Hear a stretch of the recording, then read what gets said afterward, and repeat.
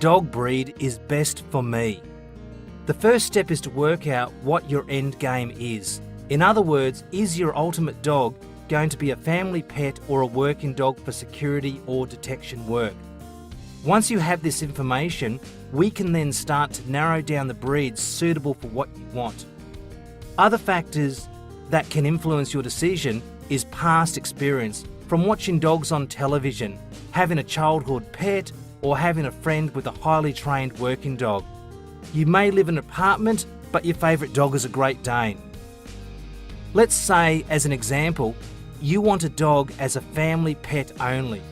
Do you live in a house or an apartment or on acreage? What time do you have each day to spend with your dog? Do you have an active or inactive lifestyle? Starting off with every breed available, you will find that all dogs are suitable to own if you have an acreage or a backyard. When the size of your accommodation is down to a unit or apartment, you'll be better suited to a small to medium-sized dog.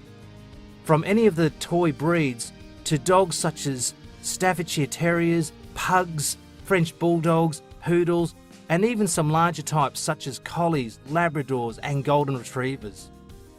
I would like to point out that not all dogs of an individual breed are the same. You can have working line dogs and show line dogs, and they'll be like chalk and cheese.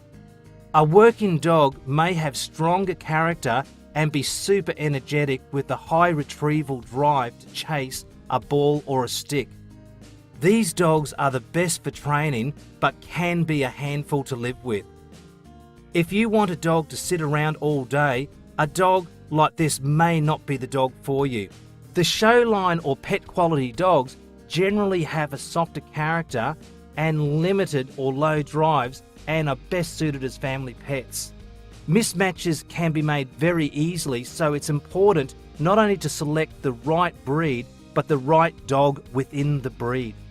You may be searching for a working dog to train for a specific talent, such as a personal protection or law enforcement detection dog training or herding.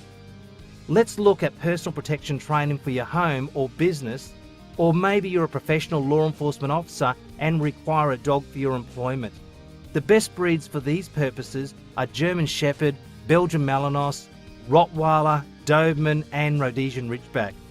Many other breeds are suitable, including Bull Mastiff, Neapolitan Mastiff, or Pit Bull. However, many agencies have strict breed specifications, so the other dogs may be excluded but will still work well in other applications. Take note that your ultimate dog may be a personal protection Napoleon Mastiff, but if you're doing a lot of walking on patrol, the dog won't keep up, so it will not be suitable for your application. This is also the same if you have a high energy dog that can keep up but is soft in character and cannot be trained in protection. If it is a detection dog that you are looking for, the best breeds are Belgian Shepherd, German Shepherd, Labrador, Golden Retriever, Border Collie, or Springer Spaniel. Many more purebred and crossbred dogs are suitable, but you need to get the right one for the application. I have used Manchester Terriers for cane toad detection and Fox Terriers for breast cancer detection, and both have been excellent, but are not suitable for other detection applications. If you wish to cross-train your dog, as many police and military departments do in, for example, personal protection and narcotic detection, then it may be best to stick with Belgian Malinois and German Shepherd breeds. In search and rescue, the best by far is the Bloodhound, but most large breeds can be used. As long as they have the agility and the drive, you can train them to search. In conclusion, you know your favourite dog, and it will be a bonus if your favourite dog also fits into your training requirements. This may be your only compromise, as you may love poodles but require a personal protection dog. With research, you'll be able to bring these together by going to your second or third choice so that breed fits your needs. Do I get a male or a female? I have worked with thousands of males and females in different applications, and yes, there is a big difference between the males and the females. You'll firstly have to choose what you want to train your dog for and the pros and cons of living with a male or female. Let's firstly look at living with a male dog. In a lot of cases, the male will develop, as he reaches adolescence, a protective or territorial state on the property he lives on. Take into account that if the male was highly socialised with people, then that dog will be a great social dog, but may still bark and put on a territorial show for people behind the fence. If the male is with a female, then he may establish himself as the rank leader of the pack and become more protective over his pack and territory. The male may start making his home by urinating around the property, such as on the fence line, and kicking up the ground he urinated on to spread his odour. When the male becomes protective of the property, he may see not only humans as a threat, but other dogs and wild native animals such as foxes as well.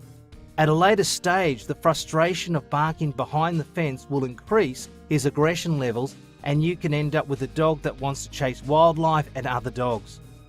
I will get more into this later into the book and how to avoid these problems. I consistently find that females are more chilled out and easy to live with without the territorial marking that some males will do.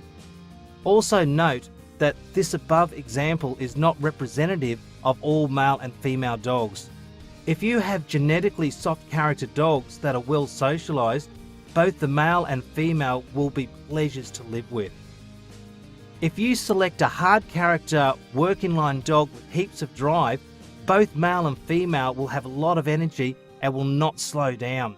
These dogs are generally very active and will chew, dig and bark at everything, anything to relieve their unlimited energy. This is because of the genetic working dog base. Now, if you add this to no socialisation, then you will end up with a high energy dog with high suspicion levels, and that dog will become even harder to live with. If your aim is to have a protection dog for home or as a working law enforcement dog, I recommend a male dog. I've seen many litters where the males have turned out to be great working dogs, whereas the females from the same litter have failed or have been very average without the hardness of the male brothers. A large amount of females that are successful protection dogs are mostly working in prey drive without much defence. There are many females that have made excellent protection dogs in personal, sport and law enforcement capacities.